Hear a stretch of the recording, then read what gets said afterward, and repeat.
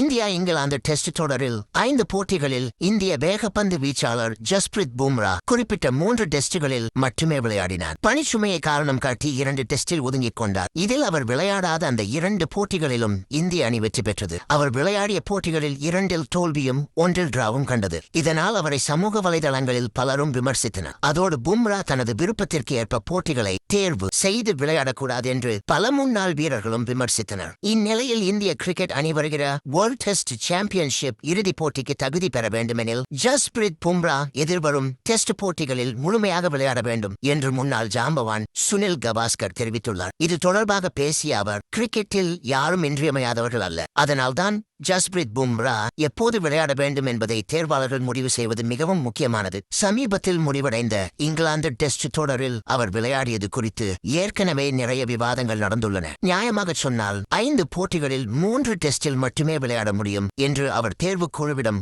முன்பாகவே தெரிவித்திருந்தார். ஆனால் கடைசி டெஸ்டில் கட்டாயம் வெற்றி பெற வேண்டிய சூழல் ஏற்பட்டதால் அவர் விளையாடியிருக்க வேண்டும் என்பதுதான் சற்று சூடான விவாதத்தை ஏற்படுத்தியுள்ளது. இந்தியாவுக்கு அடுத்த டெஸ்ட் போட்டி அக்டோபர் தொடக்கத்தில் இருந்தது. எனவே அவர் ஓய்வெடுத்து சரியான நேரத்தில் குணமடைய 2 மாதங்கள் இருந்தன. அவரது எதிர்காலத்தை கருத்தில் கொண்டு அவர் தேர்வு செய்யப்படவில்லை என்று இந்திய அணி நிர்வாகம் கூறியது. இங்குதான் தனிநபருக்கு எது நல்லது, இந்திய கிரிக்கெட்டுக்கு எது நல்லது என்பதற்கிடையிலான கோடுகள் கொஞ்சம் மங்களாகிவிட்டன. அந்த கட்டத்தில் அவர் உடல் தகுதியுடன் இருந்திருந்தால் இந்திய கிரிக்கெட்டின் நலனுக்காக அவர் விளையாடியிருக்க வேண்டும். அது அவரது முடிவா அல்லது நிர்வாகம் விளையாட வேண்டாம் என்று முடிவு எடுத்ததா என்பது தெரியவில்லை. அக்டோபர் தொடக்கத்தில் இருந்து நவம்பர் பிற்பகுதி வரை உள்ள 4 டெஸ்ட் போட்டிகளிலும் விளையாட வேண்டும். அணிகளை தேர்ந்தெடுப்பதில் தேர்வு குழு சில துணிச்சலான முடிவுகளை எடுத்துள்ளது. இது குறிப்பிடத்தக்க முடிவுகளை காட்டியுள்ளது. அதற்காக அவர்கள் பாராட்டப்பட வேண்டும். ஆனால் பிளேயிங் 11ஐ தேர்ந்தெடுப்பது அணி நிர்வாகத்தின் கையில் இருக்கிறது. அது அப்படித்தான் இருக்க வேண்டும் என்று சுனில் கவாஸ்கர் பேசியுள்ளார்.